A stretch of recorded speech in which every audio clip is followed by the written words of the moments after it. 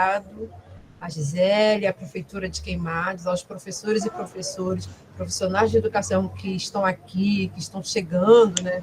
E até aqueles que ainda vão chegar, eu já agradeço pelo convite para essa troca, né? Que na verdade é uma roda, né? Uma roda que a gente possa falar um pouco do que a Luciana está dizendo, a partir da minha pesquisa de doutorado, né? Mas assim, antes da pesquisa de doutorado, eu sou uma mulher negra, né? E sendo uma mulher negra, eu tenho diversas dimensões as quais que eu gostaria de compartilhar com vocês, e ser mulher negra é uma delas, né? E aí eu queria saber como eu faço para passar o slide aqui. Ô, Bia, tem essa setinha, eu acho que você... Uma setinha... Não, é tranquilo? Ah, tá, já tá. E aí eu queria agradecer realmente a presença de todas e todos. Eu acho que essa conversa aqui, né, depois vai ter perguntas, né?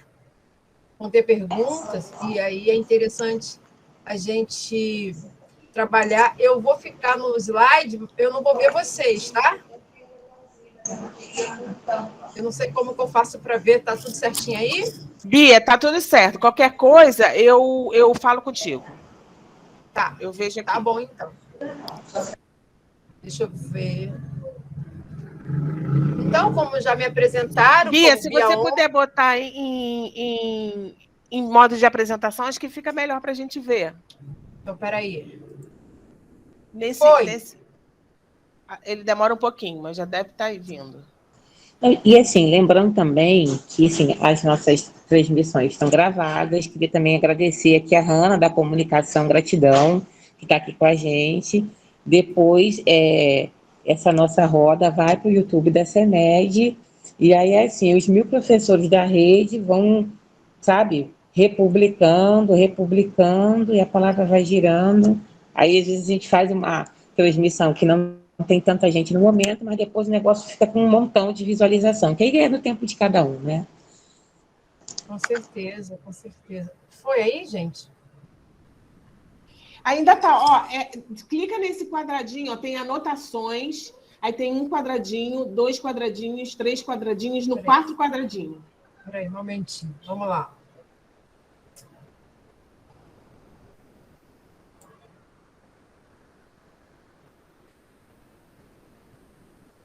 Vê aí se foi. Foi. Foi? Então, eu não vou ver vocês, tá? Vou botar aqui. Então, eu estou falando um pouco do movimento de mulheres negras, né? E aí eu intitulei Da Margem ao Centro, pensando no livro da Bell Hooks, Teoria Feminista da Margem ao Centro, mas aí eu fiquei pensando, né? Eu estou dialogando com pessoas, profissionais de educação, né?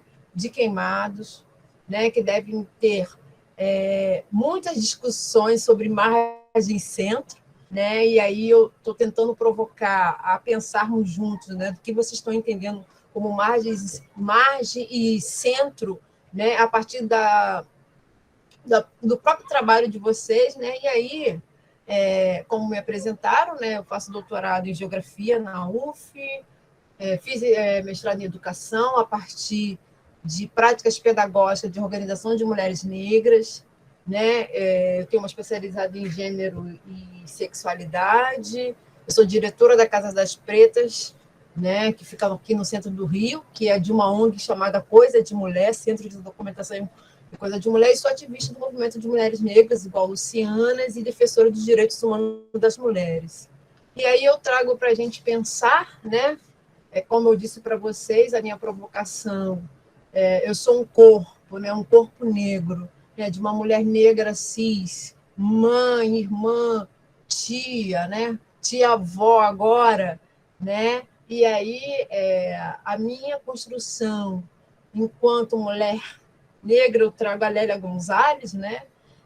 Acredito que todo mundo que esteja nessa sala já ouviu falar ou já conhece Lélia Gonzalez de alguma forma, né? De algum lugar, ou da TV, ou de seriados, ou de textos, ou de discussões, né? a gente nasce preta, mulata, parda, marrom, roxinha, e etc., mas tornar-se negra é uma conquista. E, no meu caso, é uma conquista porque, como qualquer criança, né, como qualquer pessoa negra nesse país, sofreu e sofre todas as mazelas que esse Estado brasileiro nos propõe, né? Seja ele no campo do racismo, seja ele no campo do sexismo, seja ele no campo da intolerância religiosa, seja ele no campo dos direitos sociais e políticos, né?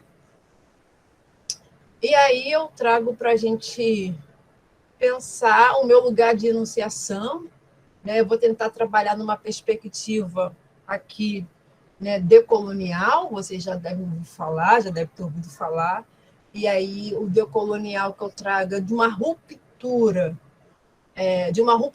de um pensamento a partir da educação, né? Porque, além de professora, eu sou uma educadora, né? Pensando em Paulo Freire, nos seus 100 anos, né? De que lugar que eu venho, né? Além do meu campo familiar, eu sou uma ativista que começo a militar antes da universidade, em pré-vestibulares comunitários, né? Eu entro na universidade, eu sempre falo que eu estou na universidade no século XX, né? O século XX é no ano 2000, né? Que eu sou tão velha assim, mas eu entro, né, no campo da universidade nesse momento, né, de discussões de ações afirmativas, e entro para essa organização que se chama Coisa de Mulher, que é uma organização que tem 27 anos hoje, é uma organização aqui que está no Rio de Janeiro, que é comandada, né, que é presidida por mulheres e, sobretudo, mulheres negras que vêm do campo da educação, mulheres negras comprometidas com a educação, mulheres negras comprometidas com a pauta dos direitos das mulheres, sobretudo das mulheres negras, das mulheres pobres, das mulheres em situação de pobreza, né? E aí, em 2017, a partir do golpe, né, da presidente Dilma, essa organização sai de um local, né, que ficava no centro do Rio e vai para o centro do Rio, de fato, para a Lapa, e hoje está lá na Lapa. Convido a todas e todos de Gisele um dia poder levar os professores e professoras para a gente fazer uma atividade no mundo mais normal, já está feito o convite, e que hoje a gente chama de Casa das Pretas. É um lugar que a gente aceita todas as pessoas, sejam elas pretas, brancas, indígenas, ciganas, pessoas trans, lésbicas, gays, não importa. A gente recebe, a gente tem cursos de formações, a gente tem atividades, né, de reuniões e tudo mais. Passando. E aí, esse local, né, esse lugar, né, esse território que me provoca, né, ele me provoca enquanto sujeita, né, enquanto sujeita da minha própria história, mas uma sujeita que é construída a partir de algumas territorialidades, né? Eu penso que quando eu estou na Casa das Pretas, né, hoje, com todo o meu arcabouço, eu estou 16 anos lá, né, 16 anos que eu acabei de fazer, que eu completei, entrei lá como uma estudante nova, querendo entender esse mundo de movimento social, esse mundo de mulheres negras, né? Eu sempre entendi, eu entrei lá como estagiária de um projeto que trabalhava com mulheres em situação de pobreza em diversas favelas do Rio de Janeiro. Junto comigo, naquele momento, tinha algumas professoras que hoje estão aí, né? Como a professora Giovana Xavier, como a professora, se eu não me engano, a Mônica Sacramento. Então, naquele momento, quando a gente entra para a Coisa de Mulher e a gente começa a entender o que é ser mulher, o que é trabalhar numa perspectiva antirracista, antissexista para a população brasileira, sobretudo para a população negra, eu entendo que o que eu tento trazer sobre a teoria à margem, né, aonde está o movimento de mulheres negras, é que eu começo a entender, porque eu sempre fui muito questionadora, né?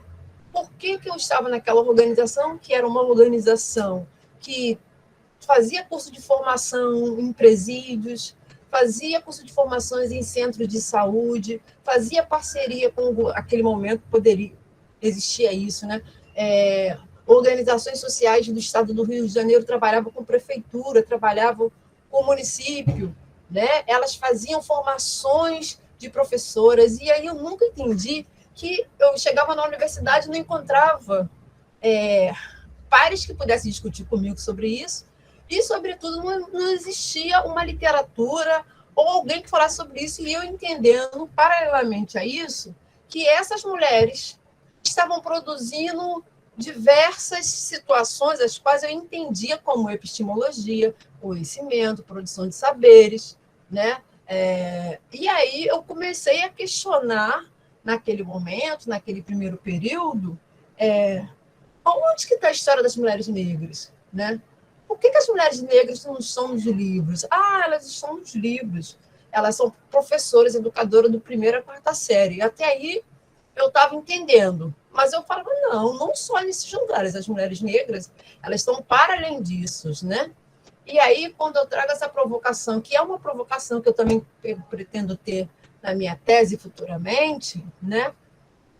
E aí eu trago a professora Cláudia Pons Cardoso, da Universidade Estadual da Bahia, que também é uma ativista negra lá da Bahia, e ela fala: a teoria do centro é limitada, pois carece de análises que promovam ampliação e acolhimento de vivência. O que, na verdade, eu estava buscando é tentar ampliar, e trago mais. Acredito que também vocês possam conhecer, ou já devem ter conhecido, ou já ouvido falar, da professora Sônia Beatriz, que ela é da UERJ, da Baixada Fluminense, né? A professora Sônia Beatriz, doutora Sônia Beatriz, uma mulher negra, que foi fruto de uma organização de mulheres negras, que é o Crioula, né? Ela fez mestrado, doutorado, né? Pós-doc na Universidade do Texas. Ela escreveu um texto, que é de 2009, e ela fala muito sobre isso, de como o Brasil, de como políticas públicas no Brasil foram problematizadas, encaradas, sobretudo no período de redemocratização brasileira, pelo movimento de mulheres negras. E aquilo, quando eu li aquilo, eu falei, mas, gente, aonde que está isso? E ela, no texto ela falava, né, que precisavam de pesquisadores, de professores, de pessoas comprometidas que pudessem escrever sobre isso. Que a partir daquele momento, o Brasil estava sendo criado a partir de perspectivas que grupos sociais, e aí eu problematizo que grupos são esses, né? E os grupos sociais das quais ela dizia são as mulheres negras, né? As mulheres negras organizadas, as mulheres negras de todo o país. E ela faz um mapeamento, como eu sou geógrafa e gosto, ela faz um mapeamento espacial de uma base de 40, 50 organizações, sobretudo região Sudeste, Rio, São Paulo, Minas Gerais, Sul e Nordeste. E aquilo me encanta e eu começo a tentar problematizar isso, tentar entrar nesse mundo de querer entender que organizações são essas que criam teorias, vão para a Secretaria de Saúde dos seus estados e fazem amplos debates sobre a saúde e sobre a saúde da população negra, e aí começo a querer entender e problematizar isso, né? E aí eu trago esse slide para a gente entender, né, de que pessoas a gente está falando, né, como a professora Sônia Beatriz coloca lá no seu texto sobre as organizações de mulheres, de que mulheres são essas, né? São mulheres que estão em grupos de movimentos sociais em favelas, são mulheres negras que estão em associação de bairros, são mulheres negras que estão na Baixada Fluminense, são mulheres negras que estão nos seus espaços, nos seus territórios, partindo desse lugar, né? E lugar para a geografia é o espaço onde a gente tem um convívio, é o lugar que a gente traz laços e que é a nossa referência, né? E é a partir desse lugar que elas estão disputando narrativas, estão disputando poder, estão disputando alianças, estão disputando conflitos, né? E aí as mulheres negras estão na margem, estar na margem é fazer parte desse todo, né? E aí eu estou trazendo essa discussão de que, por mais que digam que as mulheres negras, as mulheres pobres desse país estejam na margem, né? As mulheres mais pobres socialmente, né? Elas estão entendendo que elas estão ali, mas elas fazem parte do todo. Elas, né?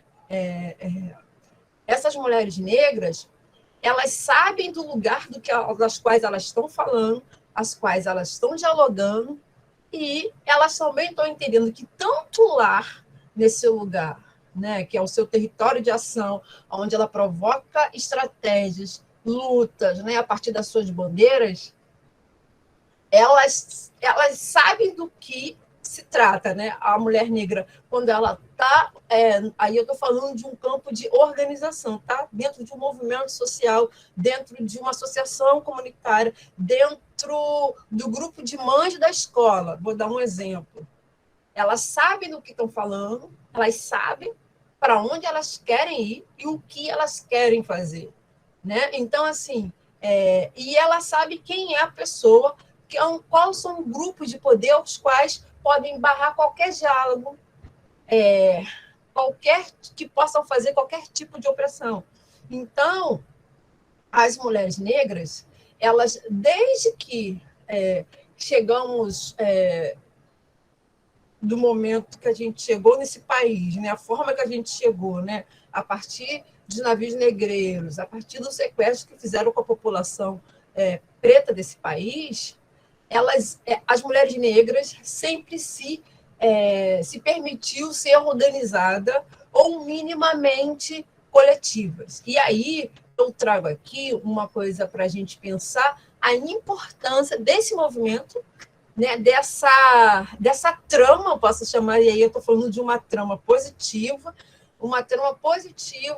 das mulheres negras, né? E aí eu vou trazer aqui as fases do movimento negro, porque é a partir dele que eu vou tentar trazer para vocês em que momento essas mulheres negras elas se mobilizam e ganham a visibilidade às quais elas têm hoje, né? E aqui é a fase do movimento negro. Essa fase do movimento negro eu tirei do professor Petrônio Domingues, que é um historiador, né, e que trabalha na perspectiva do movimento negro. Existem milhares, não, mas existem muitos professores superpotentes que discutem o movimento negro, né, como o professor Amilcar, do FRJ, o pai dele, o professor Amaury Mendes, na Rural, né, a professora Joselina da Silva, da Rural. Na própria geografia, a gente tem o professor Renato Emerson, e aí eu escolho um historiador para estar fazendo essas fases do movimento negro, porque eu acho que a história ela dá um pano de fundo a qual eu posso me deslocar, né? Então, assim, desde quando a gente chegou aqui, eu estou trazendo desde 1888, eu trabalho nessa perspectiva, não antes, né? Mas, assim, até 1930 a gente tem a primeira fase, né? A primeira fase não, uma pré-fase da primeira fase, que é depois da abolição, né, onde a população negra ela se organiza de tal forma a partir de clubes, grêmios, né, e aí surge a imprensa negra brasileira, que é o primeiro, a gente chama de o primeiro arcabouço do movimento negro, onde a imprensa negra brasileira, que é de 1889, se eu não me engano, nessa semana passada fez 133 anos, se eu não me engano, do primeiro jornal impresso, escrito por pessoas negras, né, a qual, desde aquele momento, a gente sempre foi organizado, né, com todas as dificuldades, mas sempre nos colocamos enquanto sujeito à busca de direitos, né? E aí a gente tem a primeira fase do movimento negro, oficialmente, que é a Frente Negra Brasileira, que tem gente que chama de Frente Negrina, que ela é espacializada por todo o território nacional naquele momento, sobretudo São Paulo, Rio de Janeiro, interior de São Paulo, região Nordeste, Sul. Então, são grupos que, naquele primeiro momento, diziam que a igualdade vinha pela igualdade de cor, né? E aí, a Frente Negrina Brasileira foi a frente que fez o primeiro partido político. O professor Abdias do Nascimento entra para a Frente Negrina com 18, 19 anos, né? Assim que ele entra para o quartel. Ele é de São Paulo, do interior de São Paulo, né? É uma referência nesse primeiro momento. Nesse primeiro momento, ele não era tão referência assim, porque ele era muito jovem, né? E aí, a Frente Negrina Brasileira, quando faz em 1936 o primeiro partido político, né? A população negra teve um partido político, né? Para quem não sabe, existe dados, né? A gente que estuda esse partido, mas infelizmente ele foi destituído porque a gente teve o Estado Novo de 37 a 45, né? E aí teve a repressão nesse primeiro momento, e aí se tem poucos dados desse momento do que foi feito da Frente Negrina. Só sabe-se que ela acabou, e naquele momento a gente tem uma pausa, mas o professor, se eu não me engano, o professor Flávio Gomes tem um lindo trabalho sobre esse período. E aí, em 44, já adulto, né, adulto quando eu falo com mais de 20 anos, o professor Abdias do Nascimento, junto com a sua primeira esposa, Maria do Nascimento, né, que foi a primeira esposa dele, com a Ruth de Souza, a Léa Garcia, pessoas negras comprometidas também com a cultura, né? Criaram o TEM, que é o Teatro Experimental do Negro, né, que foi 20 anos de existência, e desses 20 anos o professor Abdias, junto com essas parceiras, promoveram no Estado brasileiro muitas discussões apropriadas para a população negra hoje, né? É de 46, na Constituinte de 46, o professor Abdias do Nascimento propõe as cotas raciais, né? Naquele momento, eles pediam que o negro pudesse fazer ensino médio, né? Tivesse acesso à escola pública de qualidade naquele momento, e é lógico que não passou, né? E aí no TEM que a gente cria uma visibilidade à população negra, e o próprio Abdias, né, ele provoca dentro do TEM formação política, formação educacional. A Maria do Nascimento, enquanto primeira esposa e formada, ela provoca as mulheres, né? As mulheres negras sempre tiveram, em todas essas fases, tiveram papel de ação, né? De alguma forma. A Maria sempre entendeu que as mulheres deveriam estudar, então ela fazia para as empregadas domésticas, sobretudo naquele momento, costureiras, ela fazia alfabetização, né? Nesse momento. E aí eu me atento ao ano de 1978, ao ano 2000, que é o século XX, no final do século XX, e aí é um período de redemocratização, é um período, né, que a gente vê que de 68 a 78 a gente vive a ditadura militar nesse país, e aí a gente cria o MNU, que é o Movimento Negro Unificado, e ele é criado em 7 de julho de 78, em São Paulo, mas existia ativista, né, o próprio professor Mauri Mendes, Lélia Gonzalez, Abdias do Nascimento, a sua terceira esposa, Elisa Larquim, ainda jovem, né, estiveram lá em São Paulo, né, porque morreram alguns jovens devido a alguma ação truculência da polícia lá em São Paulo, e aí os negros resolveram se rebelar, e de tal forma que foi criado o Movimento Negro Unificado, e aí dentro do Movimento Negro Unificado surgem diversos intelectuais e ativistas, né, como a professora Luísa Barros, né, como a professora Teresa Santos de São Paulo, a própria Lélia Gonzalez, né? Então, assim, e aí é nesse período também que o movimento negro ele ganha força, e aí o Rio de Janeiro, junto com São Paulo, tem uma visibilidade maior no Estado brasileiro, né? E as mulheres negras, como eu disse, elas sempre tiveram papel fundamental, seja desde 1500, seja em 1937, seja em 1945, né? E aí, entre 1978 e 2000, que as organizações, não só de mulheres negras, mas organizações negras mistas, organizações negras evangélicas, organizações negras católicas, organizações negras de todos os tipos, de todas as vertentes, crescem, né? Que é no período, sobretudo no começo do governo do Fernando Henrique Cardoso, né? Já no início da década de 90, e a partir do primeiro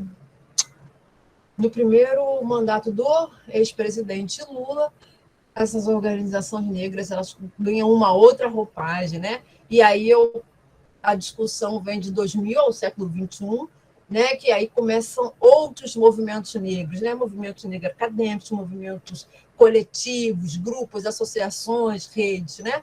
Então, assim, isso aqui é só um panorama para a gente se atentar em que momento está. E aí, eu quero falar do movimento de mulheres negras a partir da Lélia Gonzalez, aonde o movimento de mulheres negras surge na década de 80, né, com a discussão dentro do próprio movimento negro de sexismo, né? A questão do machismo era uma coisa que sempre foi discutida dentro de todos os movimentos, não só do movimento negro, mas daquele momento, o movimento negro, as mulheres às quais a gente faz alguma leitura ou conhece ou que participaram desse momento, à época, falam, né, que as mulheres negras estavam lá, faziam tudo, mas quem levava o ônus eram os homens negros. E as mulheres negras, como Lélia, como Beatriz Nascimento, como Jurema Batista, como Jurema Werneck, como Lúcia Xavier, como outras, né? Participaram de movimentos feministas, né? Movimentos feministas encabeçados por mulheres, sobretudo brancas, e mulheres, sobretudo classe média, né? E aí as discussões dentro desse movimento feminista era uma questão questão do racismo, né? Porque as mulheres sofrem, todo mundo entendia que as mulheres sofrem, mas quando eu dizia, olha, mas eu sou uma mulher negra, eu sou uma mulher branca, pobre, e aí o lugar era outro, elas não entendiam naquele momento, né, que as mulheres negras e que as mulheres pobres sofriam, infelizmente, situações, né? E aí Lélia traz essa linda frase, que é bem interessante, que é do texto dela, que está aqui, o lugar em que nós situamos, o lugar em que nós situamos determinará nossa interpretação sobre o duplo fenômeno do racismo e do sexismo.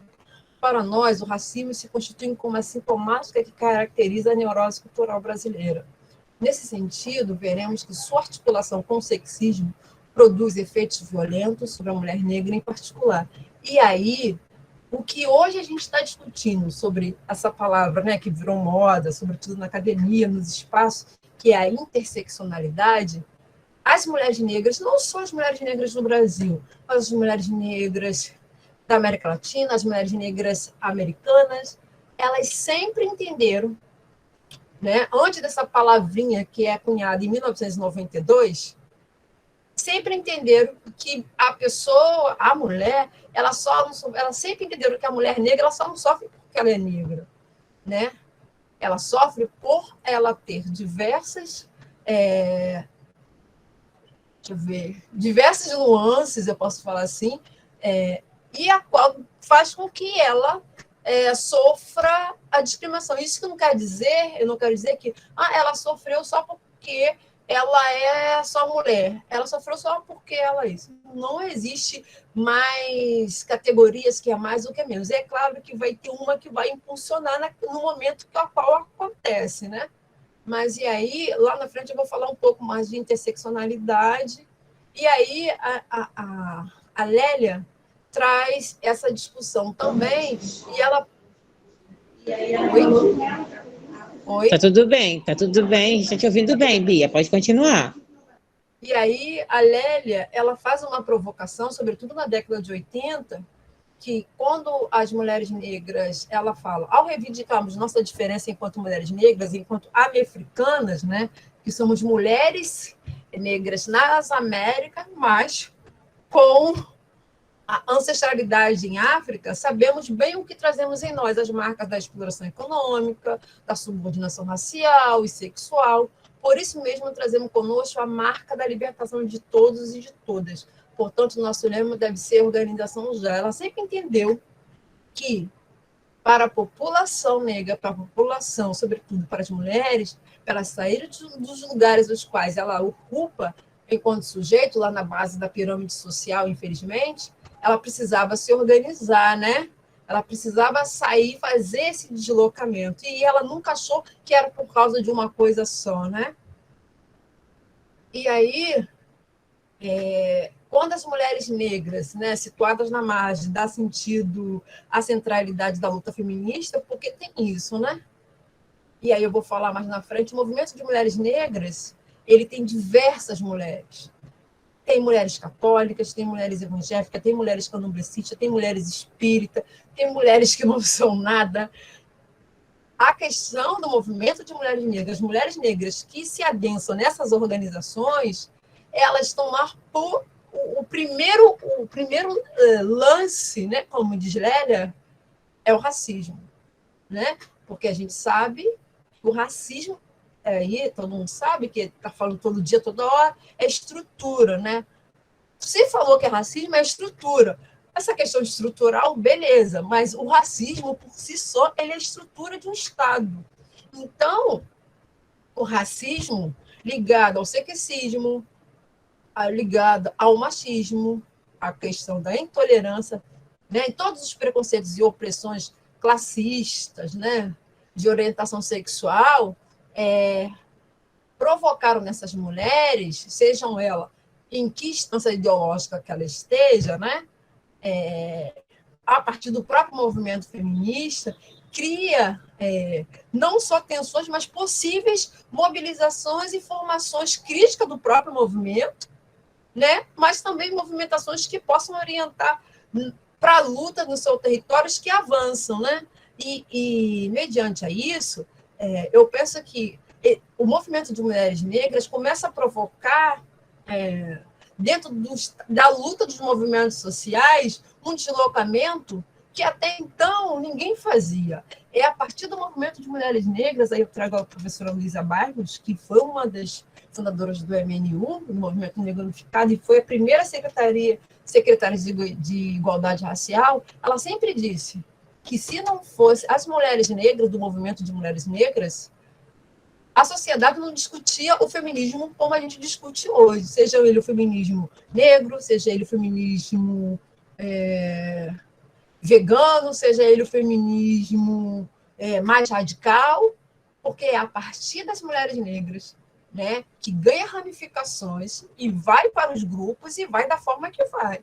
E cada grupo se apropria desse debate a partir das suas realidades, né? E aí, a Luísa Barros, que infelizmente morreu em 2016, né, ela sempre dizia, somos herdeiras de uma luta histórica iniciada por muitos de nós, né, que a nossa luta não começou comigo, nem com a Luciana, nem com a Gi, né, nem com as professoras da educação de Queimados, mas acredito que existiam outras pessoas as quais fazia esse movimento que hoje Gisele faz, né? E aí ela diz que os feminismos negros são prática de lutas das mulheres negras contra as formas de opressão e desigualdade. O diferencial do feminismo negro, sobretudo, não só pela sua ética, mas era para trabalhar com a questão das opressões e as desigualdades que a gente se encontrava. Mesmo eu sendo mulher, ela dizia, mesmo eu sendo mulher, e a minha companheira que está comigo na luta seja branca, a sociedade, as opressões sobre o corpo da mulher negra tem outras ramificações na sociedade, né? E aí o movimento de mulheres negras, ele demarca a história da população negra, a sua trajetória política com o objetivo de ampliar, denunciar, reivindicar por autonomia, porque naquele primeiro momento o movimento de mulheres negras tem uma visibilidade, uma força, né? Cria-se ramificações, né? Não só de vislumbramento das suas singularidades, né? Mas a perspectiva do movimento de mulheres negras sempre foi o combate ao racismo, o combate ao sexismo e hoje, sobretudo, pelo bem viver, trazendo a perspectiva das mulheres indígenas, né? E aí eu parto para esse mapa, que faz parte do meu doutorado, né? Faz parte do meu projeto político. Olha, meu projeto político, olha eu. Mas é um projeto político por eu hoje estar no doutorado na UF, na geografia, debatendo o movimento de mulheres negras numa linha de pesquisa qual existia trabalhos sobre MST, sobre a Marcha das Margaridas, sobre o movimento, até do movimento negro, né? Mas eu sempre me questionei, gente, eu tenho que botar um projeto sobre o movimento de mulheres negras. Porque se a gente entender que o movimento social são grupos coletivos que lutam, né, por direitos sociais, né, pelo território, né, o movimento de mulheres negras desse país merece um destaque. E aí eu fiz um levantamento a partir do Fórum Estadual de Mulheres Negras, né, que é um grupo no Rio de Janeiro que está formado desde a década de 80, desde a formação do movimento de mulheres negras, né? E o Fórum Estadual de Mulheres Negras é um grupo muito potente no Rio de Janeiro. Quando fala de mulheres, de movimento de mulheres negras no estado do Rio de Janeiro, muito difícil alguém não conhecer o FEM, né? Que é o Fórum Estadual de Mulheres Negras, né? Porque o Fórum Estadual de Mulheres Negras, ele tenta dialogar com as mulheres negras organizadas do estado do Rio de Janeiro, e no primeiro momento eu consegui mapear algumas organizações, né, do estado. Eu dividi o estado em 6 mesorregiões, né, Noroeste Fluminense, Norte Fluminense, Centro Fluminense, Sul Fluminense, Baixada e região metropolitana. E aí, essas são as organizações das quais eu detectei, né, eu espacializei com um maior número de organizações na região metropolitana do Rio de Janeiro, capital e Baixada Fluminense, Niterói e São Gonçalo, Sul Fluminense, Noroeste. Eu falei, Bia, eu não estou vendo o nome da organização que eu conheço. Gente, foi isso que eu consegui mapear. Foram 74 à época. Esses dados aqui ainda são de outubro de 2020, do ano passado. Né? Hoje eu tenho uma leitura mais aprofundada da região metropolitana, né, a qual eu quero me debruçar para entender um pouco dessas especializações desses grupos. E aí, dentro desses grupos, tem estudo de grupos religiosos evangélicos, a grupos candomblecistas, a grupos que trabalham com a cultura, a grupos que trabalham com a educação, a grupos que trabalham com a população LGBTQI+, e a grupos... Oi? Elcimar, por gentileza, meu amigo, desliga o seu microfone, tá? Sua voz possante passou por aqui. Pode continuar, Bia. Desculpa aí. Nada, não, querido, você estava me perguntando, já ia responder. E aí, eu estou trabalhando na perspectiva da região metropolitana hoje, né? E aí eu trago algumas questões, aí eu trago para o grupo para a gente pensar. E aí, naquele momento, quando eu pensei no projeto, eu fiquei pensando de que maneira o movimento de mulheres negras, com o desdobramento das suas atuações políticas pelo estado do Rio de Janeiro, né? Sobretudo a partir de uma marcha nacional que foi feita em 2015, então a gente está fazendo 5 anos, né? Que tipo de ações, que tipo de problematizações, seja ela a nível do direito, a nível de emergências, que na geografia a gente chama de emergências socioespaciais e políticas no território de atuação dessas mulheres, o que talvez nessas agendas de o combate ao racismo, ao combate ao genocídio da juventude negra, né? As problematizações sobre a política de educação antirracista nas escolas, através da Lei 10.639 e 11.645 está acontecendo.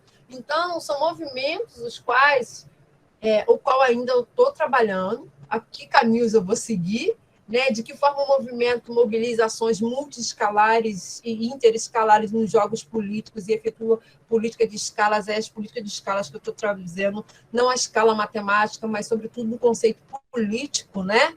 Porque eu estou trabalhando não só no Rio de Janeiro, mas eu estou trabalhando com o Noroeste, estou trabalhando com o Sul Fluminense, né? e também de que forma o movimento de mulheres negras dialoga com outros movimentos sociais do Estado do Rio, né? Ou fora. De que forma se entrecruza nessas escalas de ações, né? E aí eu percebo que o Fórum Estadual de Mulheres Negras ele trabalha numa perspectiva para além da cidade do Rio de Janeiro, para além. E aí as proposições a seguir, que até agora eu identifiquei, que são... eu trago aqui 2 fotos super importantes para mim. As mulheres negras em Brasília, aí a gente tem aqui Vilma Reis, candidata, lá na Bahia. Cláudia Vieira, uma das coordenações do Fórum Estadual de Mulheres Negras, aqui do Rio de Janeiro, e essas mulheres negras que uma companheira de Queimados me enviou, que eu sei que em Queimados, aqui de Queimados, olha, eu estou em Queimados, né? Existem grupos, os quais trabalham com a questão, né? Racial e de gênero na cidade de Queimados, né? E aí eu estou entendendo que as mulheres negras construíram e constroem epistemologia, sejam elas feministas, negras decoloniais, porque aí é bom frisar que o movimento de mulheres negras ele não é feminista, ele é um movimento de mulheres, os quais existem diversas filosofias políticas e ideológicas, porém, o que eu pude detectar que a partir de alguns diálogos que eu tive com algumas lideranças do movimento de mulheres negras, que é a partir do feminismo negro que elas começam a entender algumas nuances da política, das ações e das constituições as quais elas se deslocam no Estado, né? E aí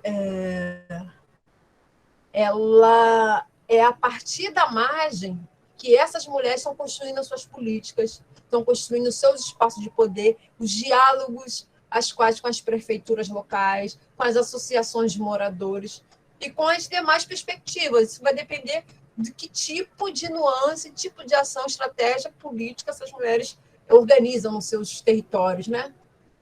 E aqui, para a gente só ver mesmo, né, para terminar, que o nosso espaço vem de longe e é preciso ser contado, que parece que eu criei essa história da minha cabeça, né? E não foi.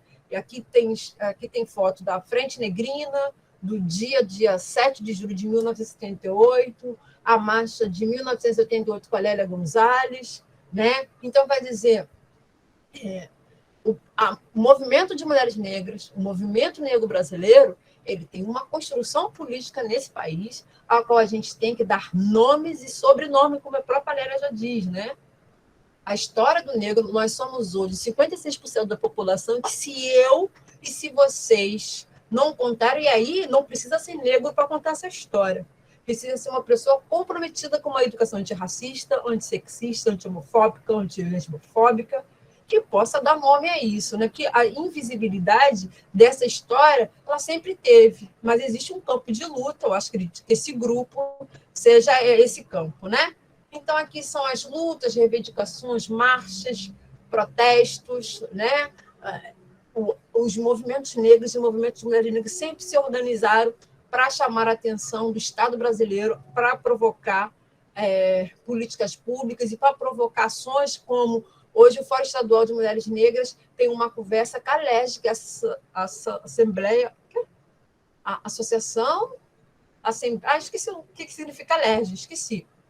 Né? A Assembleia Legislativa do Estado do Rio de Janeiro, né? Tem uma cadeira a qual discute políticas, não, mas só verbas para as políticas públicas da população desse Estado, que já é uma conversa muito potente, né? Desde 2017. Aqui tem a marcha, né? De 100 anos da falsa abolição, né? E se você me perguntar, ai, Bia, mas essas marchas, esses atos, acontece alguma coisa? Sim, é a partir dessas marchas, é a partir desses diálogos que a gente constrói política nesse país. Né? A gente não constrói política, né? Política de Estado sem diálogo. Né? E aqui é um marco, né? Que é o movimento negro que constrói, a gente está fazendo 20 anos, de Durban, né, a Conferência Mundial contra o Racismo e Discriminação Racial e Xenofobia, formas correlatas de intolerância promovida pela ONU em 2001. a gente está encontrando aí surgira um grupo que possa participar ou trazer esse debate, né, que é um debate super importante, e a partir de 2001 o Brasil é signatário de vários documentos, sobretudo para a educação e da saúde. Né? Como a gente avançou em 2001, a gente consegue ações afirmativas, e aí, né, e aí a gente afirma a Lei 10.639, 11.648. E aqui são coletivos de estudantes nas universidades que vão agregar discussões, né? Porque a academia também é um espaço de poder, sobretudo quando tem sujeitos pobres, sujeitos indígenas, sujeitos pretos, favela, né? Outros corpos, e aí a academia ela grita e aí ela se desdobra. As ações dos movimentos, né? O movimento MNU fez 43 anos hoje, e aqui organizações que são produtoras de conhecimento, né? Organizações de mulheres negras da Paraíba, do Rio, espaços negros de memória, que são espaços de resistência, né? Tanto o Museu Afro, lá em São Paulo a gente está com a Ocupa Sueli, né? Para quem for viajar ou pretende. Tem, acho que lá no Sesc de São Paulo, se eu não me engano, o Museu do Negro, que fica ali na Rua Uruguaiana, na igreja do São Benedito dos Pretos. E aqui a ONG Maria Mulher, que ganha prêmios lá no Rio Grande do Sul, né, pela sua ação, e trabalha não só com mulheres negras, mas trabalha com mulheres que tenham problemas em situação social. A FAITEC de Quintino, que tinha uma parceria com Coisa de Mulher por muito tempo. Espaço de terreiros, né, espaço de conhecimento, de saberes, né, de uma afroperspectiva. E comunidade de resistência, né, que resiste à cultura negra, o Jongo da Serrinha aqui em Madureira e o Jongo Dito Ribeiro, em Campinas, que são espaços de diálogo que aí estão resistindo a tudo e a todos. Né? E aqui, para a gente finalizar, eu trago algumas mulheres produtoras de saberes e conhecimento, né, como Angela Davis, Djamila, Carla Cotirene, professora Nubia Oliveira, Patrícia Rio Colles, Aldrer Lorde, né, Sueli Carneiro, Luísa Barros, Jurema Werneck, Edmira Exaltação, Marina Ribeiro, aqui da Zona Oeste do Rio, uma liderança fantástica, Neuza das Dores Pereira, professora Fátima Lima, do Cefet, professora Michele, de Minas Gerais, eu me incluo nessa, professora Benilda, que é uma professora educadora, de Minas Gerais, ativistas afro-americanas que, de alguma forma, nos influenciaram em algum momento, né? Angela Davis e Alice Walker, que ainda estão vivas, Juni Jordan, Tony Bambara, Alder Lorde, Shirley Chisholm, que são pessoas super importantes para a luta das mulheres negras na diáspora. E aí eu termino dizendo: ao construir e propor uma agenda antirracista, antimachista, o movimento de mulheres negras assume buscar a dimensão espacial do fazer político no âmbito dos movimentos sociais. O essencial aqui é o locus de enunciação, ou seja, o lugar geopolítico e o corpo político do sujeito que fala, que no caso somos nós, mulheres negras. Muito obrigado, seguimos em marcha. Obrigada, queridas.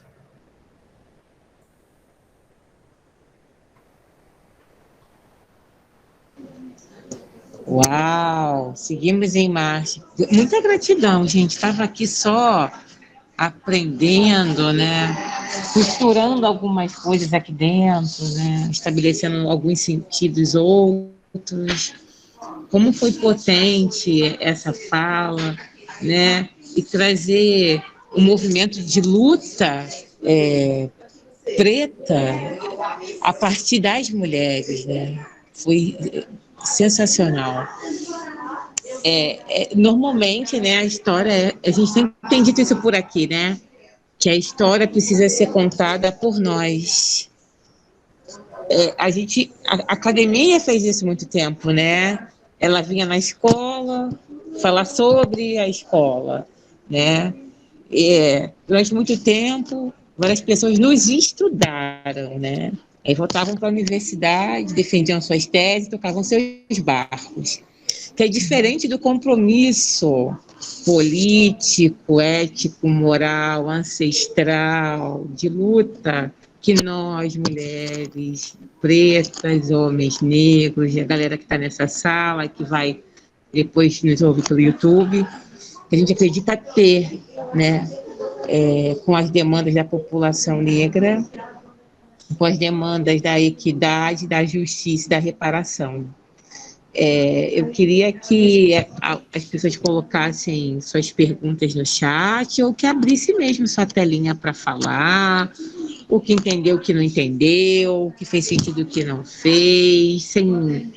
Estamos entre pares, entre amigas, entre amigos, vocês podem falar.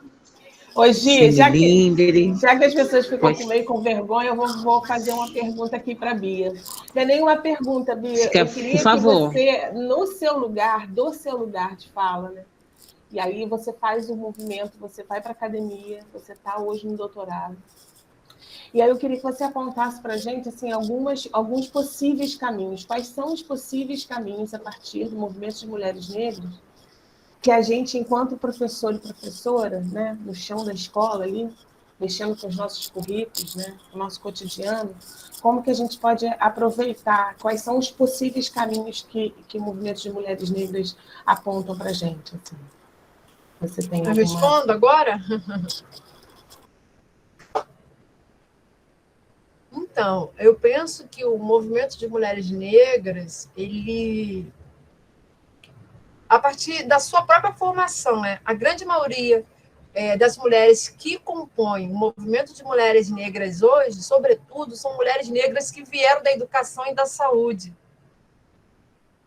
São mulheres negras comprometidas com alguma ação no seu território. Seja ela em Queimados, seja ela em Pernambuco, seja ela no Rio Grande do Sul, seja ela na cidade do Rio de Janeiro. E aí, dentro desse movimento, né, eu posso dar um exemplo de uma pessoa que é super conhecida dentro do movimento. Eu estava conversando com ela, não só para pesquisa, mas é uma pesquisa que fala de mim. Eu não sou o objeto da pesquisa, eu sou sujeito da pesquisa. Essas mulheres são sujeitas da pesquisa. E aí, a Rosilene Torquato, que é uma liderança de Mesquita, né? E que foi a partir do movimento de mulheres negras que ela volta para a universidade, para a rural. Né? E agora ela está tentando um mestrado. É o movimento de mulheres negras que sinaliza para ela, enquanto liderança, né? Também ela é uma liderança. Boa noite, Vinícius. Ela é uma liderança que vem de uma pastoral católica, que ela está entendendo que mesmo ela com 50 anos, ela consegue deslocar, fazer esse movimento, né? Ela trabalha na perspectiva da comunidade dela, que é aqui em Mesquita, porém ela está entendendo que, ao mesmo tempo que ela está lá em Mesquita, né, lá com o prefeito, lá dialogando com os pares dela, por uma política pública, né, de acesso à melhoria de saneamento básico, à educação, à cesta básica, ela também está entendendo que a formação, que um dos caminhos também é na sua própria formação, mas assim, nunca, isso é uma fala dela, nunca achar que é um mérito, porque ela chegou ali a partir de um coletivo. E é o meu caso. Eu estou no doutorado lá na UF a partir de um coletivo. E isso é meio que uma carteirinha, né? As pessoas, quando conversam comigo ou tratam de algo comigo, sabe de onde que eu venho. Você saber, né? Você, enquanto professor, enquanto ativista, né? Enquanto educador, saber de onde você vem e para onde você vai já é um instrumento, já é um caminho, né? Beatriz Nascimento já dizia isso, né? Então, esse é uma das possibilidades, eu penso, não sei. Não, sensacional, é isso, né, a gente... essa tua fala, né? Sair do coletivo, né? Eu não fiz sozinha. né? Não. Eu fui por meio do coletivo. E eu digo isso muito desse lugar que a gente está hoje, né, Bia? Na academia.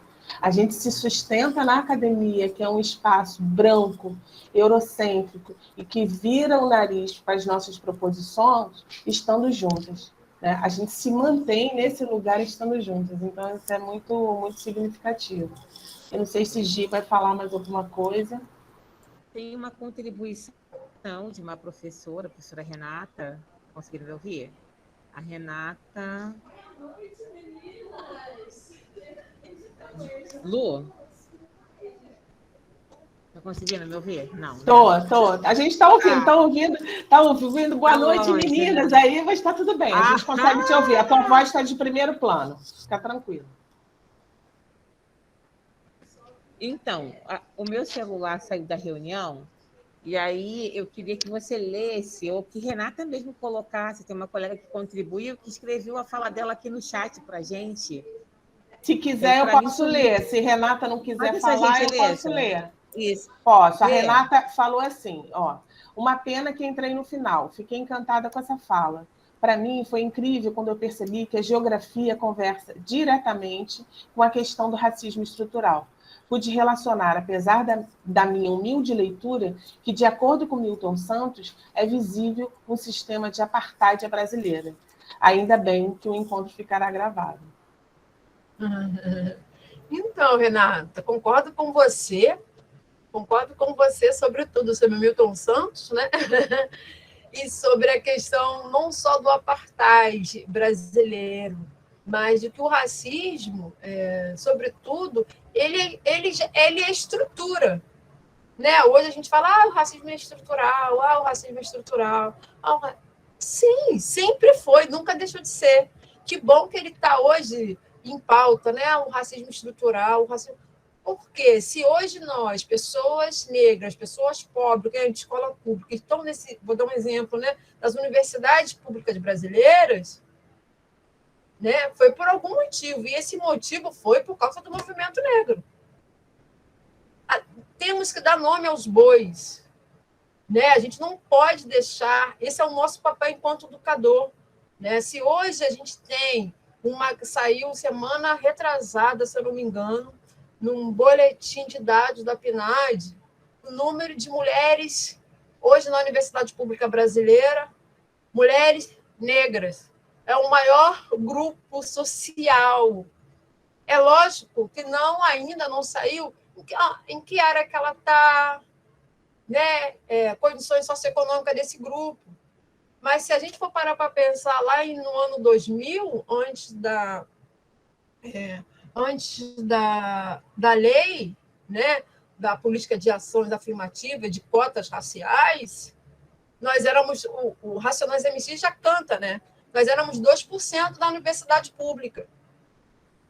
Certo? Se nós somos, mas, sobretudo, a gente tem que saber onde a gente precisa espacializar esse debate. Aonde estão essas mulheres negras? Aonde está essa população negra dentro da universidade pública? Será que ela entrou e se formou? Será que ela entrou e abandonou? Será que teve política de permanência? Então, são questões às quais a gente não pode se deixar, sabe? A gente tem que ficar atento. Temos que ficar atento. E a geografia, ela tenta espacializar esse debate, como eu trouxe, porque a geografia, a partir dos movimentos sociais aos quais eu estou trabalhando, a partir dos territórios, porque é dentro do movimento social que essas mulheres negras, e aí vem o coletivo, que elas se oportunizam no sentido de fazer um deslocamento de si. Quando eu falo da Rosilene Torquato, ela era uma senhora negra que estava lá na frente pastoral católica, sabe? E aí é dentro do movimento de mulheres negras que ela cresce, aí eu falo crescer, não que ela não seja, sabe, uma pessoa adulta, uma mãe de família, uma avó, mas ela cresce enquanto liderança comunitária, ela cresce como educadora, porque ela se forma em ela agora é pedagoga, e agora ela vai fazer mestrado. É um deslocamento que ela faz a partir desse coletivo, que é dentro desse coletivo que ela se reconstrói enquanto mulher, enquanto avó, enquanto pessoa. Eu gosto de trabalhar na perspectiva da pessoa, sabe? E aí eu tento mapear isso, que também é um trabalho, tá? É um rolê, mas é isso. É isso. Bia, a gente tem Darville inscrito e depois do Darville eu.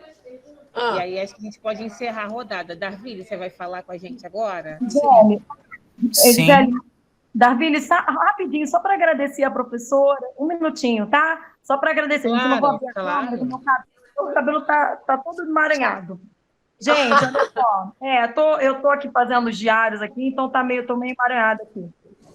Queria agradecer, tá? E a explicação da professora, e quero dizer que é incrível essa fala, essa conversa. Eu estou fazendo geografia como uma segunda licenciatura e me apaixonei pela geografia por esse viés, que nunca eu tive na escola. Nunca foi tratado esse assunto na parte geográfica durante toda a minha história escolar.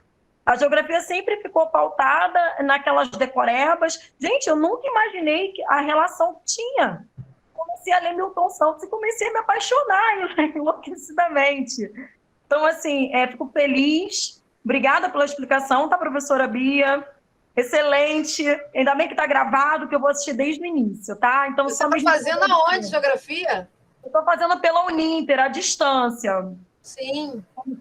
Olha, a gente tem um grupo chamado Geografias Negras. E lá a gente tem esse debate. Se você quiser chegar, Renata, você vai ser muito bem-vinda. Nossa, eu quero. Por favor, Gisele, pega para mim depois o contato. Claro. Obrigada, professora Bia. Então, nos vemos no grupo.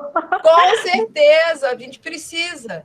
Muito obrigada, gente. Uma boa noite aí para todos. Vamos ficar até o final. Obrigada, professora. Esse encontro é para isso também, né? Para a palavra circular, para a gente se aliançar, se aquilombar, se fortalecer, para os pontos surgirem. Vamos embora. Darville. Boa noite, Gisele. Renata, muito bom te ouvir. Bia, já é uma querida, tá? Muito obrigado pelos ensinamentos maravilhosos. Eu, como professor da Rede Municipal de Queimados de Língua Portuguesa, quando eu entrei na rede, eu percebi em Queimados o brotar de uma pequena revolução em relação à cor. Né? Primeiro, eu percebi uma quantidade imensa de professoras negras e de professores negros também, alunos negros, e no decorrer dos anos o tema das relações étnico-raciais foi se fortalecendo cada vez mais.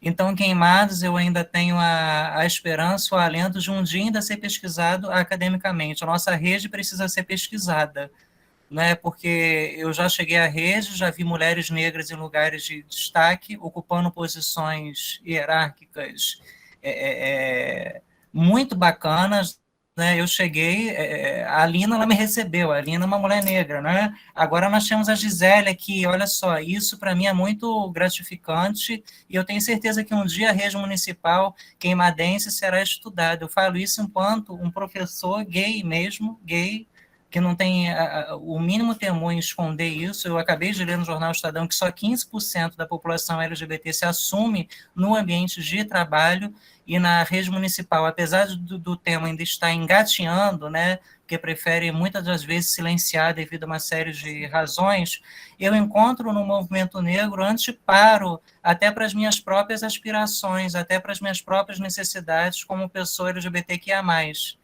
Né? Então, eu sou muito grato, eu sinto uma felicidade muito grande de fazer parte da rede municipal queimadense. E, Bia, olha, eu te falo, repito novamente, a nossa rede é uma rede revolucionária, é uma semente que foi plantada há alguns anos e que está virando, acho que, uma floresta em relação em busca à igualdade racial, sabe?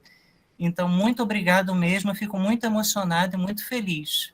Muito obrigado, Bia. Ai, Darville, que bom que você está aí. Que bom que você está aí. Que bom que você tem Bia, que bom que você existe, Bia. Que bom.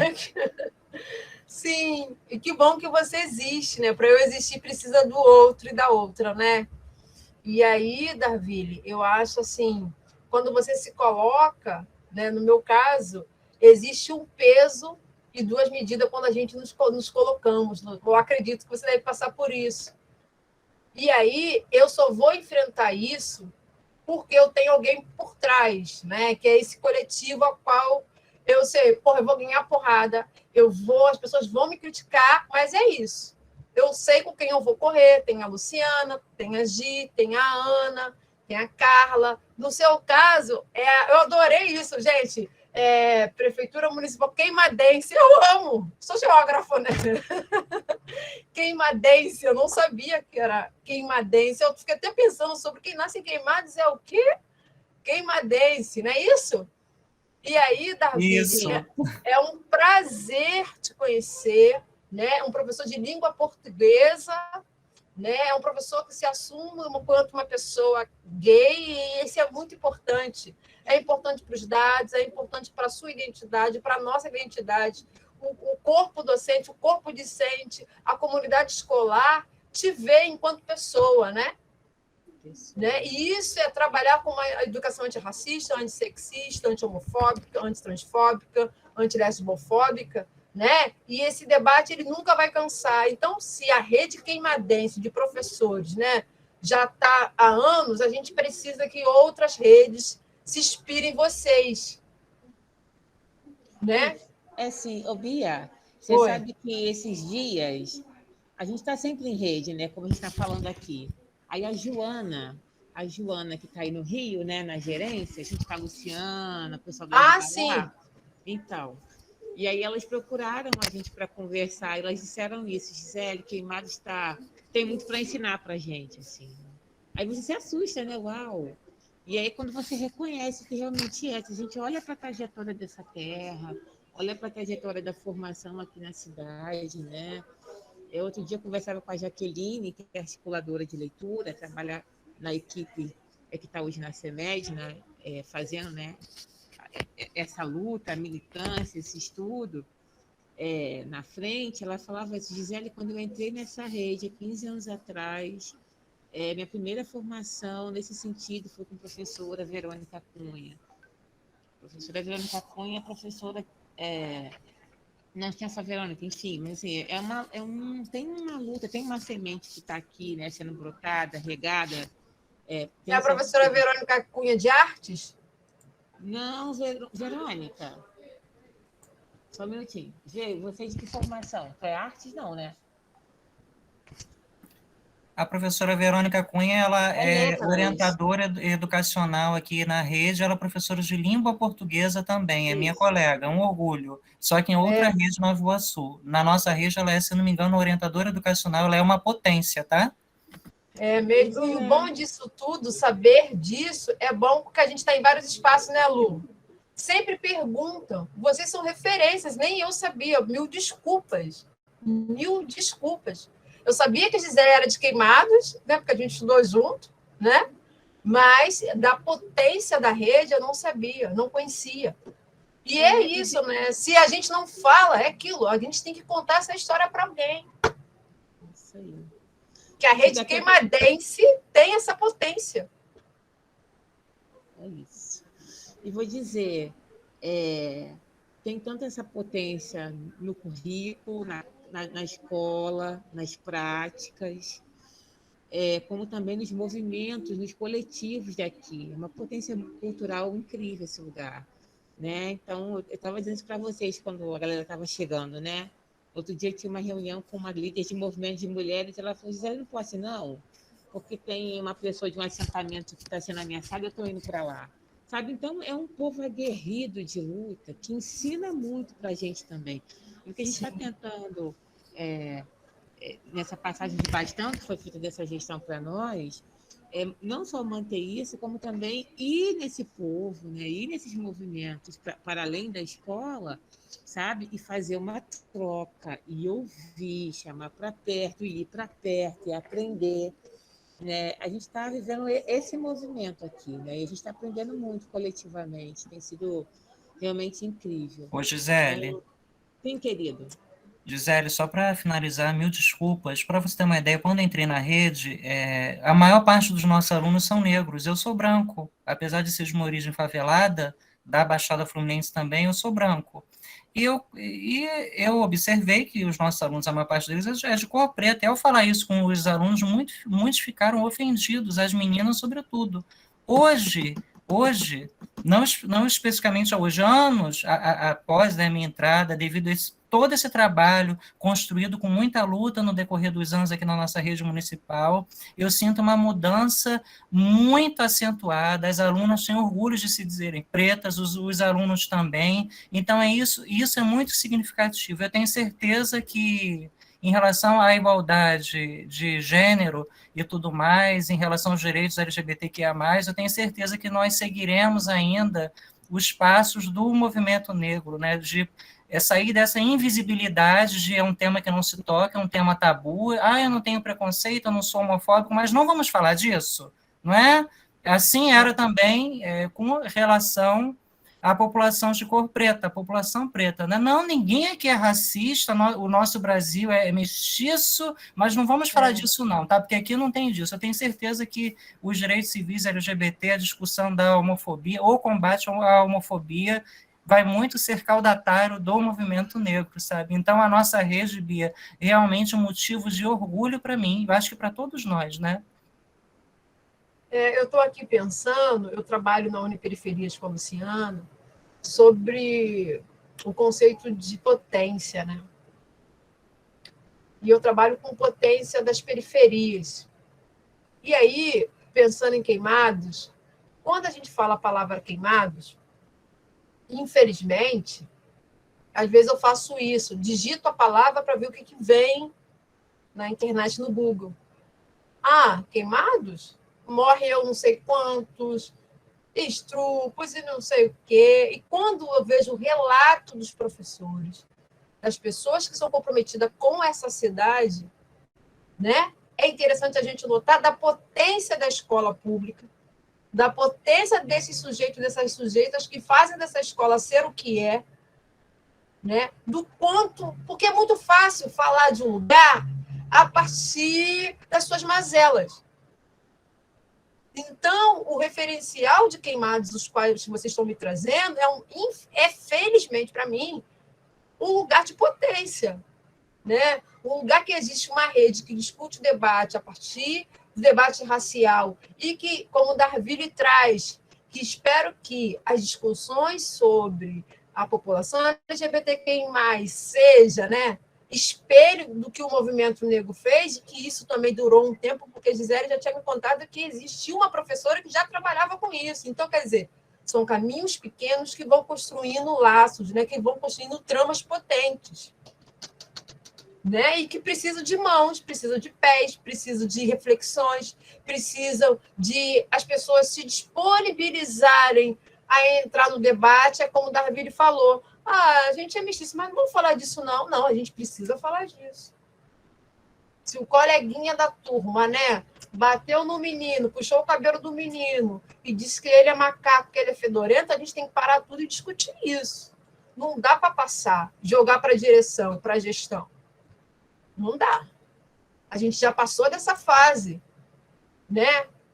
Se a gente tem um aluno, né, que a gente está entendendo ele como uma pessoa gay, né, uma pessoa lésbica, né, uma pessoa trans, e essa pessoa sofre algum tipo de retaliação, a gente tem que parar tudo. Mas é difícil. Bia, você não é daqui, é fácil falar de quem está de fora. Tá certo, vocês estão certíssimos. Mas é no dia a dia que a gente vai construindo as coisas. A gente precisa estar como a gente está hoje. Infelizmente, a gente não está numa roda e depois a gente sai para beber, comer pipoca. Né? Infelizmente, a gente não está. Mas as reflexões, elas precisam ser colocadas. As nossas dores, as nossas angústias, porque também é uma angústia. Né? Eu acho que Darville traz algumas provocações que eu gosto muito. Agradeço por esse debate, essas reflexões aí.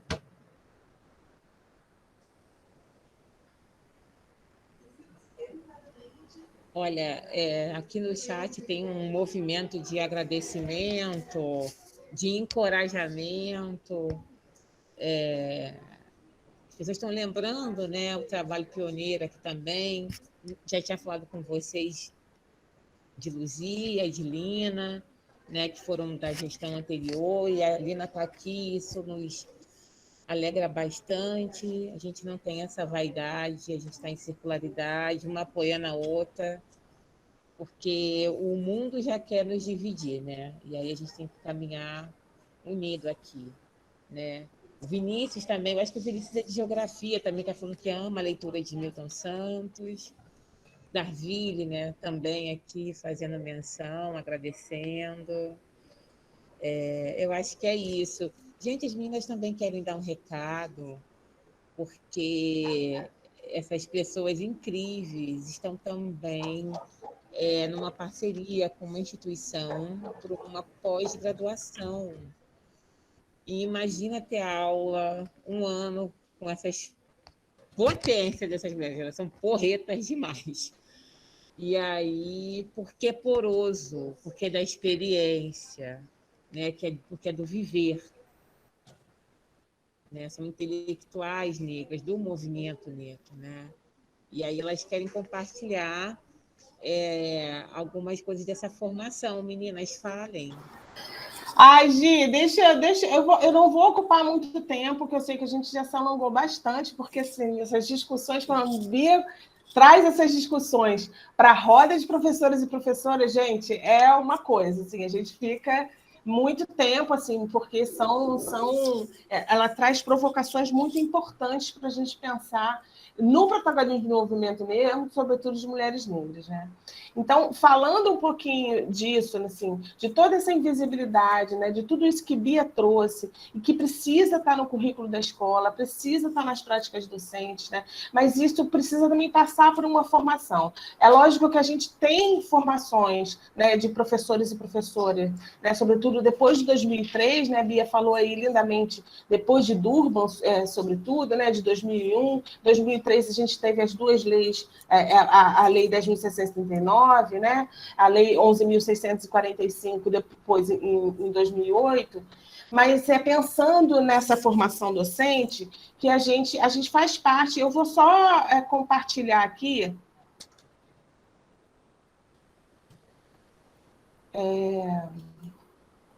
Ô Lu, enquanto você vai ajeitando aí, deixa eu falar uma coisa. Então, Marinês, você está falando de movimento de mulheres negras da cidade iniciado por Tia Dalva. Eu mandei para a Lu o link daquela exposição que a gente criou no EMASE para falar Sankofa, Histórias que Inspiram. E a gente estava fazendo esse resgate dessas pessoas, dessas mulheres, dessas histórias.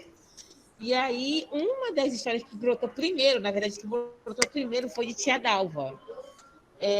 Essa pessoa que eu falei, que tinha uma reunião comigo e falou, estou indo ali ver uma pessoa que foi ameaçada no assentamento, é a filha dela, a Sônia Martins, que hoje continua o movimento de lutas aqui na cidade, né? A Dalva Martins, ela foi pioneira do movimento pelo direito à vida digna e não violenta das mulheres na cidade. Ela influenciou o movimento de mulheres em São Gonçalo e em Niterói, né? É por causa dela também que a gente tem um centro especializado de atendimento a mulheres vítimas de violência em Nova Iguaçu e também aqui em Queimados. A Tia Dalva, das falas mais emblemáticas dela de onde eu venho. As mulheres são violentadas 2 vezes, são estrupadas 2 vezes quando elas entram na delegacia, né? E aí ela trouxe esse enfrentamento para o Estado, né? E aí o movimento de mulheres, né, educando a sociedade, provocando, né, e pedindo as políticas públicas para o povo. Então, alguém mencionou Tia Dalva aqui, foi a Marinês, muito bem lembrado. Que lindo, Gisele, gostei de saber. Eu não sabia que o movimento continuava. Eu conheci esse movimento há muito tempo atrás. Ela veio aqui no meu bairro e ela também fez alguns encontros com as mulheres aqui, mas não foi adiante aqui, entendeu? Mas eu sei que o movimento continuou. Que bom que ela está tendo reconhecimento desse trabalho. Gostei. É potente pra caramba, né, Gi? Você até conversou comigo, né, sobre a história dela. Sim. E isso é muito importante que a própria rede, né, tome conhecimento. Né? Então é isso, gente. Assim, voltando nesse samba da Mangueira, eu amo esse samba, né? Meu nego deixa de contar a história que a história não conta, né? o avesso do outro lugar. Então, pensando nesse avesso, pensando nessa história que a história não conta, eu e Bia, a gente faz parte de uma organização social, que é a Uniperiferias, que era uma universidade internacional livre e periférica. E o que a gente foca? Formação de sujeito, produção de conhecimento, fortalecimento da democracia, pensando nesse paradigma da potência que a Bia falou aí. Então, pensando, porque nós somos ativistas, né? Somos ativistas e somos ativistas por uma educação antirracista. Então, essa organização, ela nos deu, assim, possibilidade, desde 2018, a gente produz cursos livres, Bia lidera aí um grupo de pesquisadores e pesquisadoras de educação básica, né, com pesquisas muito potentes dentro das escolas, né, sobretudo falando de gênero, raça e classe, enfim, vendo a questão da desigualdade social e racial. Então, nesse mote, a universidade, a Uniperiferias, a gente começou a pensar em cursos de especialização de pós-graduação. Então, a gente fez uma parceria com essa Faculdade Unida, né? E aí a gente pensou junto. A Bia é uma das professoras, né? Eu estou na parte da coordenação desse curso, né? Junto com outras professoras e professores. Então, a gente pensou com muito carinho esse curso. E aí a gente pensa também nessa formação docente, né? Qual é a potencialidade de uma formação docente quando a gente fala em educação étnico-racial?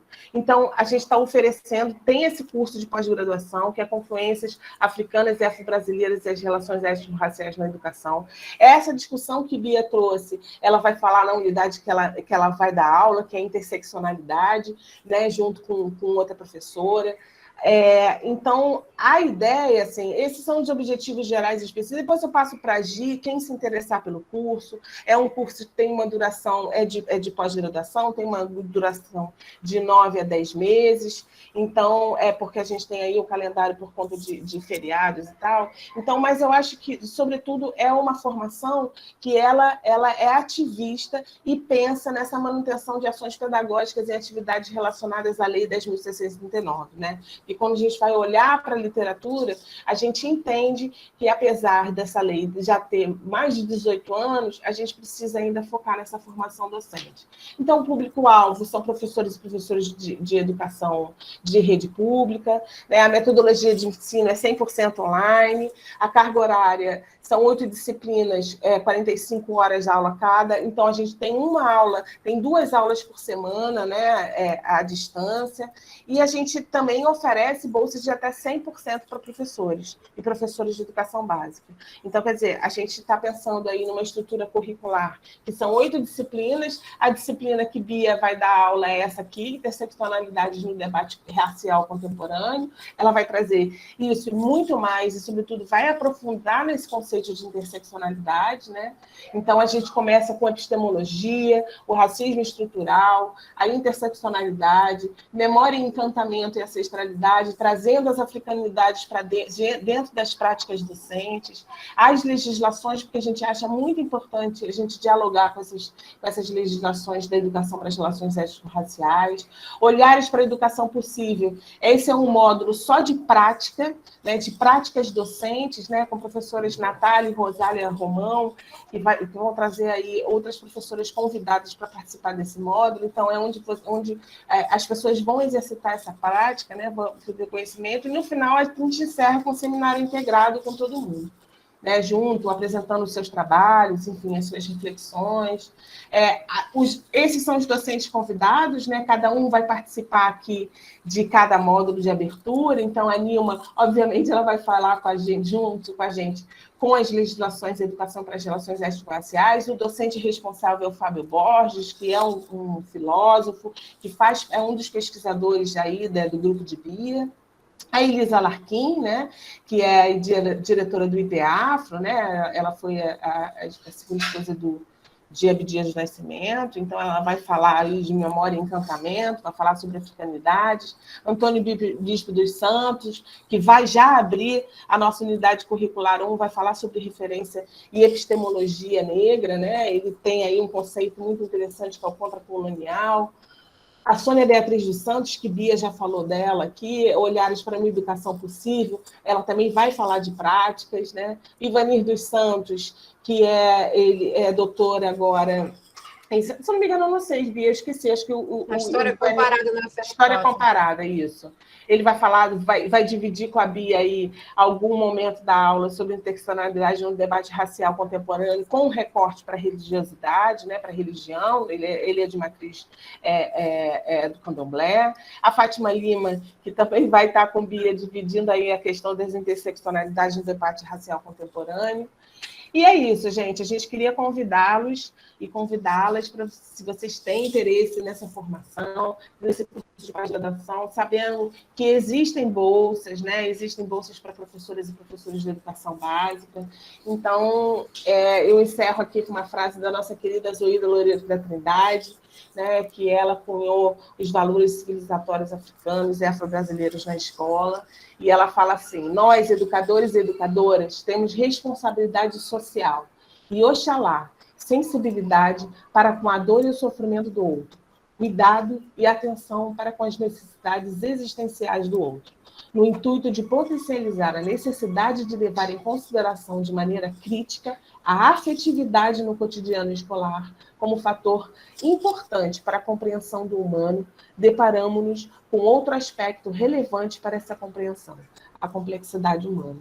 Então, é isso, gente. Queria agradecer a Gi por essa oportunidade de estar aqui com vocês e de poder dividir com vocês também essa nossa conquista, porque foi muito bacana construir esse curso, sabe? Esse curso é um curso que está sendo construído há quase 1 ano e meio, e a gente pensou, o foco do curso foi para professores e professoras de educação básica.